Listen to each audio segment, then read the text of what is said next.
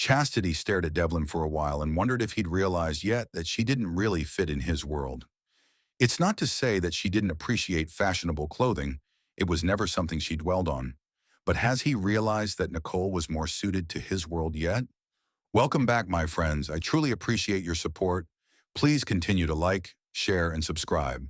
Devlin had come back from his trip with a clear understanding of Ricardo and what he could expect from him.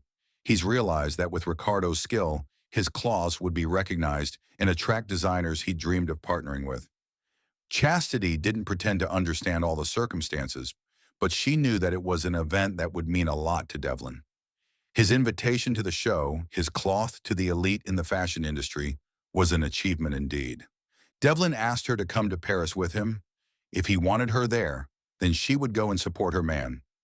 Just before the beginning of the month of July, Devlin announced that he had an important meeting in Italy with a designer who wanted to buy Ricardo's creations. He said he would be gone for most of the week. The night before his trip, they had dinner, and he told her his plans. He was going to this meeting not because he wanted to sell anything, but because he wanted to see what they were worth. Chastity couldn't follow that train of thought, but had every confidence that Devlin knew what he was doing. Ricardo seemed to be working out, and Devlin was happy with him. She still didn't like Ricardo, and when she had to be around him, she made it clear that she didn't like him. He made her skin crawl. She couldn't understand why, but he did. She could only hope that he never turned on Devlin. Poor thing would never see it coming. On their last night together, Chaz cooked and they stayed in. It was a bittersweet goodbye at the airport, and he was gone. Chaz threw herself into her work by filling in as an instructor instead of canceling the class, and Debbie worried about her. It had been a while since they had a heart-to-heart, and Debbie didn't stand on ceremony as she barged into the office one afternoon and sat herself down. Chaz looked up and frowned. "What do you plan on torturing me with now? I have enough paper on my desk to last me a week," she growled. "I come in peace. I just wanted you to know that I was worried about you. You're so moody lately, and that's not like you. Care to cry on my shoulder?" "I'm sorry I attacked you, Deb. I'm worried about Devlin. I feel something brewing with Ricardo, but I can't tell what. Devlin's all aflutter about him, and all I can see is a snake. Other women see him as tall, blonde, and gorgeous, but to me he slithers. Maybe you should trust your instincts and tell him what you feel. What about Nicole? Is she behaving?" Nicole was Devlin's ex, and Chaz thought she could handle her. "We haven't heard a peep out of her for weeks. Ricardo is her cousin, and she was the one who introduced him to Devlin. But I don't think she would hurt Devlin. They are good friends, and she's even nice to me now. If there's anything wrong, it's with Ricardo. And until something goes wrong, I don't think Devlin is going to see it." "And otherwise, is everything okay?" "Yeah, Devlin and I are great. Our relationship is strong." "Good. I also wanted to tell you that Sean and I have set a date for the wedding." Chaz got up from behind the desk to give her longtime friend a hug. "I'm truly happy for you, and it's about time, I might add. When's the big day?" "We're in the process of looking for a house, but we want to get married in November. And you, my dear, are my maiden of honor. I wouldn't have anyone else." Tears welled in Chaz's eyes, and she hugged her friend tighter. "I would be honored." They agreed to meet one night to make plans. Chaz went back to work feeling good and happy for her friend.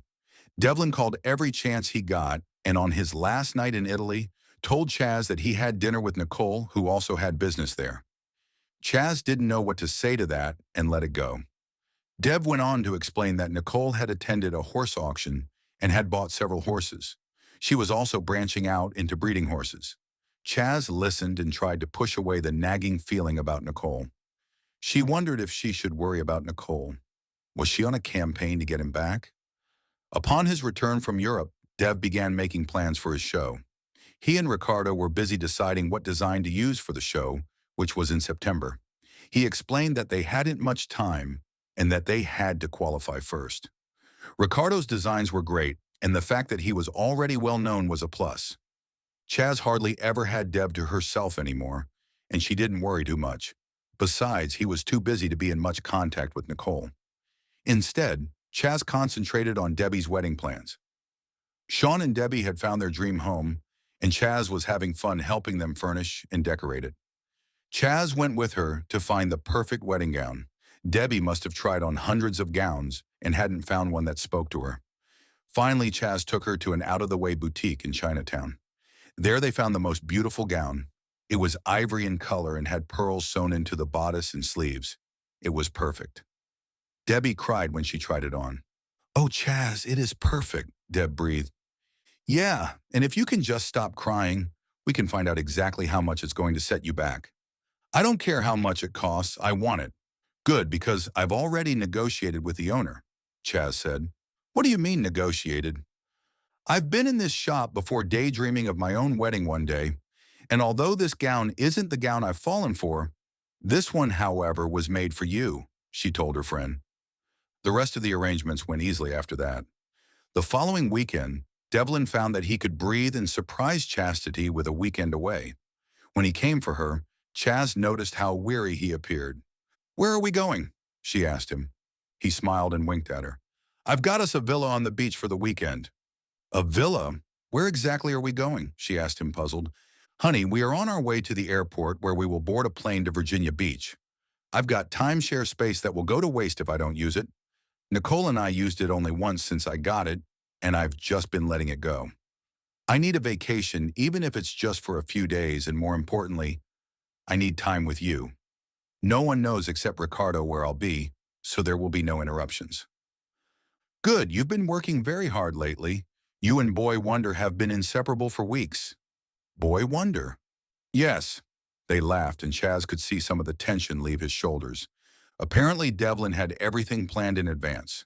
The plane tickets were waiting for them at the departure desk, and they had 5 minutes to board. Chaz tried to hide her worry. She knew that Devlin was making a huge effort for them, but she couldn't help worry. She couldn't tell what it was she felt, but something was amiss. They spent the weekend in a bubble where they reconnected. It ended all too soon, and Chaz knew that it would be a while before they would see each other again. On the drive back from the airport, she leaned back, watching traffic. "Darling, I'm beginning to worry about you. I understand that this show is important, and I think you feel that you're the only one who can oversee everything. But couldn't you take it easy just a little bit?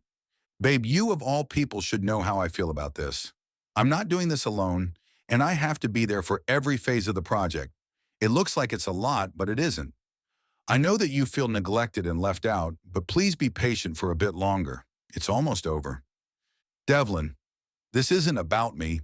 When was the last time you looked at yourself in the mirror? I mean, really looked. You have dark circles under your eyes and your whole body is tense. And besides, it isn't healthy. If you don't take matters in hand now, you just might end up like you were when you first started at the club." "Really?" he asked. "Yes, really." They drove the rest of the way in silence. Chaz hoped that she got him thinking. Devlin declined her invitation to come inside with her when they reached her apartment building. He waved at her and drove off. He drove thinking that perhaps Ricardo was right. Chaz didn't understand the magnitude of what he was undertaking. Chaz knew fitness and only fitness. The fashion world was something beyond, and she was resenting the time he was devoting to it. While they were away, Ricardo called to let him know that his designs met the requirements to compete. He was overjoyed, and Chaz hadn't been excited for him. Chaz entered her apartment feeling heavy. She hadn't realized that she was crying. Once she did, she cried in earnest. She was afraid that she was on the verge of a loss. Devlin returned to meetings, conferences, and new designs for the fabric show. Chaz returned to running her health club and resigned herself to the fact that until the show was over, her relationship with Devlin was on the back burner.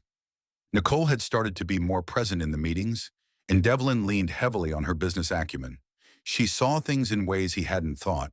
She supported him in ways Chaz didn't. Summer gave way to fall, and the fabric show was on the horizon. Ricardo insisted on having all the finished designs locked away in a vault, and Devlin humored him. Chaz tried to make as many appearances as possible to give everyone involved that she was still very much in the picture.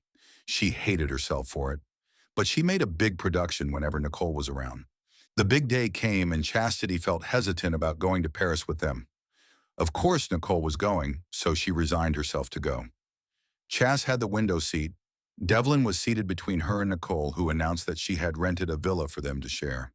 The following day, she tagged along to the banquet hall where the show was going to be and took a back seat because she didn't know or care for the 1,001 things that had to be attended to.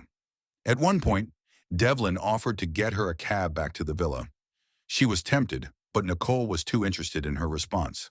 The last straw came when Ricardo threw a fit over the placement of a pillar. Nicole was by his side like a shot trying to soothe him, and Devlin wasn't far behind. On one level, she understood that presentation was important, but for the love of God, it was only a pillar. When the smoke cleared, Chaz pleaded a headache and asked if she could go back to the villa. Nicole was very sympathetic and called the taxi herself. At the villa, she changed into a pair of jeans and decided to go for a walk. The view from the window was so alluring that she couldn't resist. The villa was a restored 17th century townhouse in the Marais Quarter. She left a note that she was out seeing the sights. Chaz enjoyed her walk and encountered friendly people. She remembered how her parents never flaunted what they had and preferred to be around normal everyday folk. Judging from Nicole and Ricardo's attitude, everyday folk were beneath them. She explored the Place de la Bastille, a famous medieval fortress. It was early evening when she returned to the villa. As she neared the living room, she heard voices. She was surprised that Devlin and company were back so soon. They'd been returning much later before that. Nicole's shrill laugh made her stop and listen more closely. Honestly, Dev, Chastity isn't helpless. She can find her way back here. I think we should go on with our plans for dinner. What do you say we dress up and go dancing? I'm sure she won't mind. She looked bored out of her mind earlier. You have a nasty streak, Nicole. If you want to go dancing, take Ricardo out. He looks like he could use a break, Devlin said. Chaz held her breath and listened more closely. She felt trapped. If she walked in, they would know that she had heard them. She must have some endearing quality that attracted you to her in the first place. I, for one, cannot see it, Ricardo piped in. She must be great in bed, is that it? Nicole laughed deep in her throat. That is hard to believe, dear cousin. I will not have you two ridicule the woman I love, so stop it, Dev said. You know I don't like when you talk that way, darling, Nicole purred. Chaz could see them, and her heart soared at Devlin's defense and plunged when she watched Nicole saunter up to him. She wrapped her arms around him and kissed him on the lips. You know, you two make the perfect couple. Why did you break up in the first place? Asked Ricardo. If you must know, Devlin said as he pushed Nicole away. She wouldn't marry me and start a family. I wanted to settle down and she didn't. You two would make beautiful babies. Cousin dear, Devlin and Chastity aren't married. There's still a chance, Ricardo said playfully. Nicole looked at Devlin and shrugged. Chastity had had enough. She backtracked and slammed the door and called out, Hello, anybody home?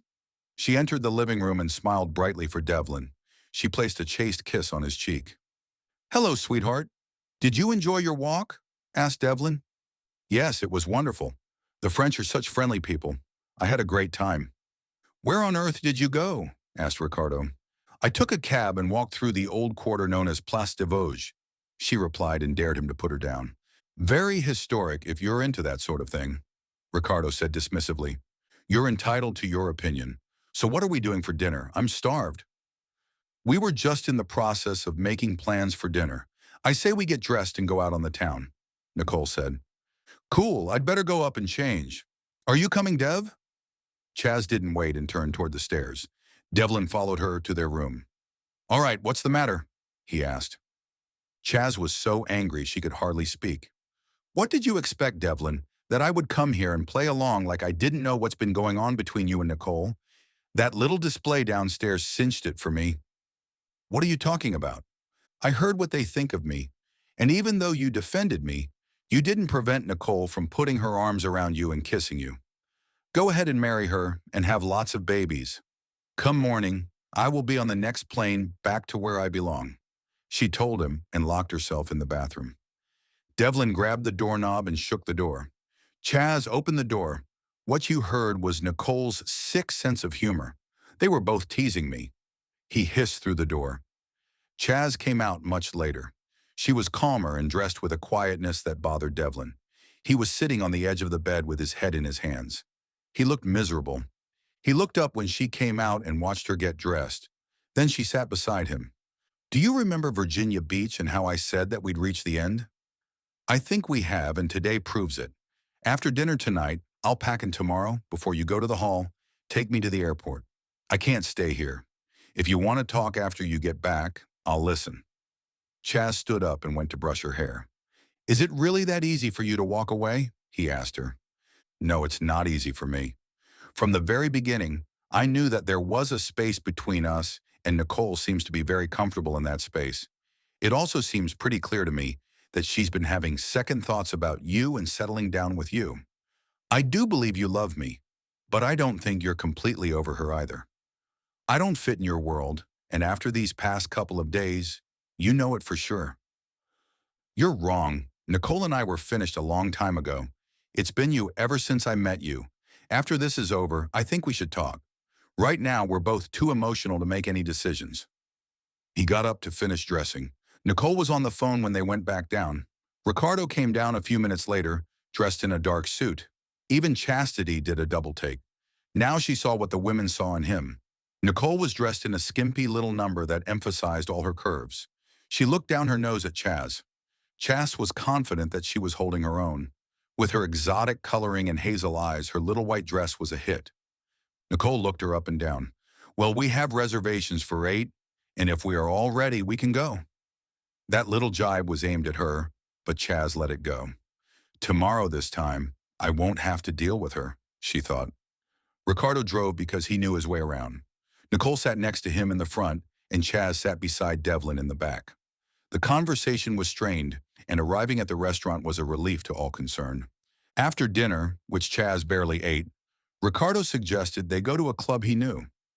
Chaz jumped at the idea to liven things up. She didn't know if Ricardo and Nicole knew she heard them earlier, but she could tell that they sensed that something was wrong.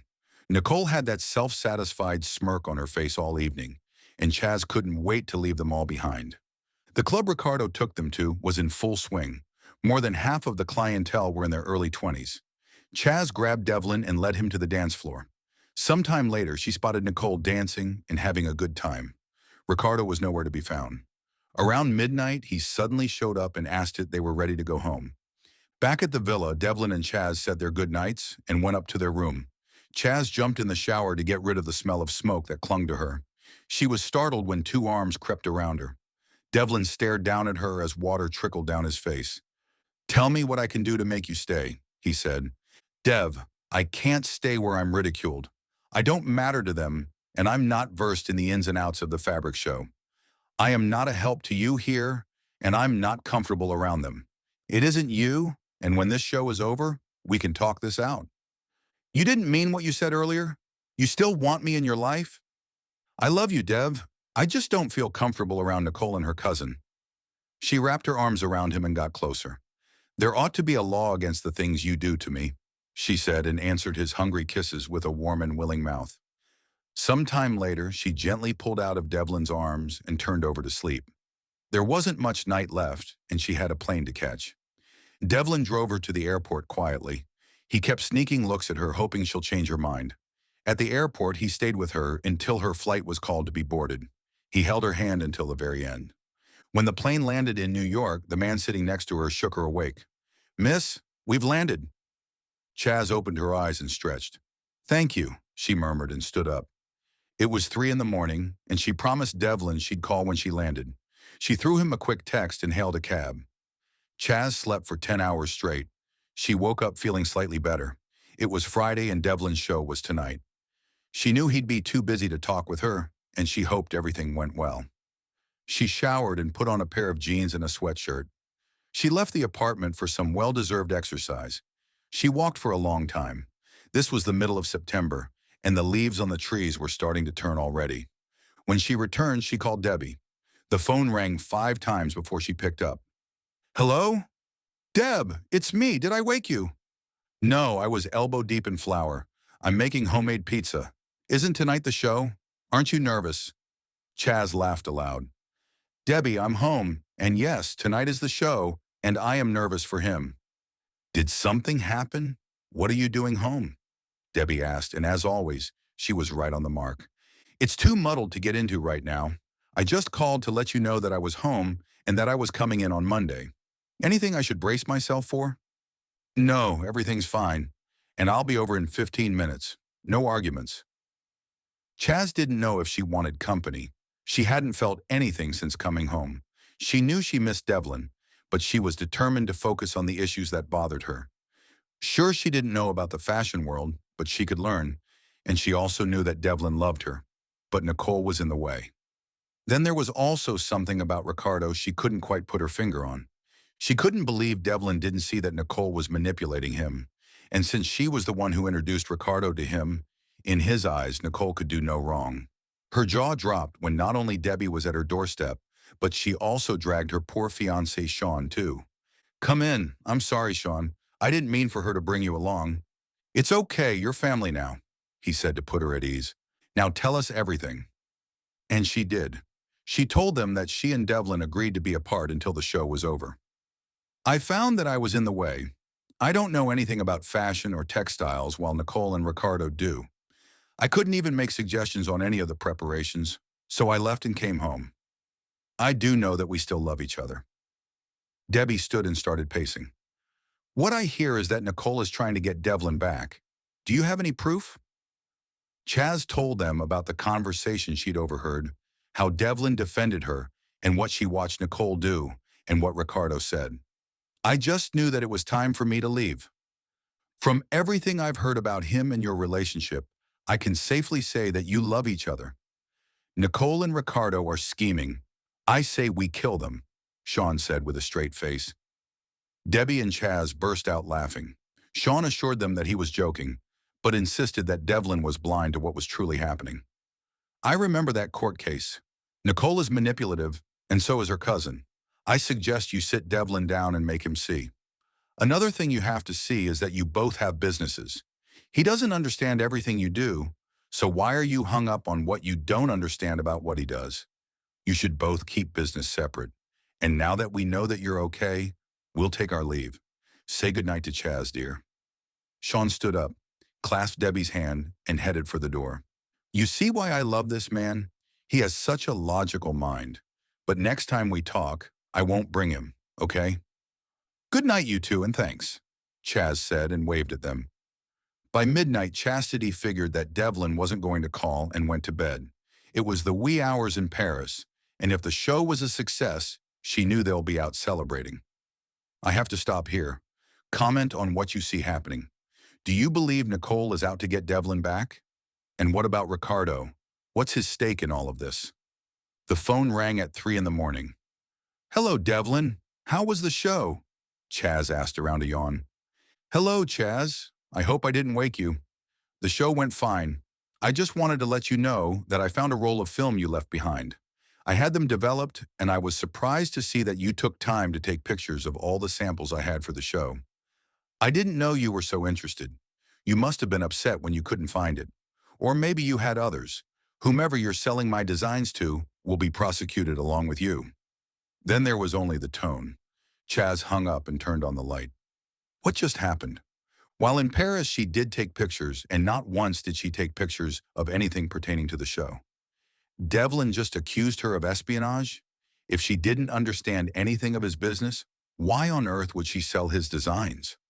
How would she know what was valuable and what wasn't? Chaz didn't sleep much after the call, and once the sky turned a little pink, she got up and went for her morning run. She ran further than she normally ran and returned home to shower. She did all the mundane things she could think of to keep her mind off that disturbing call. By late afternoon, she had calmed down enough to go through the pockets of her luggage to find the camera, with the film still in it. She took it out and went to get it developed. She was mad again. How could he accuse her of selling his design secrets? Who convinced him that she was a thief? Well, that's it for now. Stay tuned to find out what happens next. Please like, share, and subscribe. I truly would like to hear from you. Comment what you think. See you next time.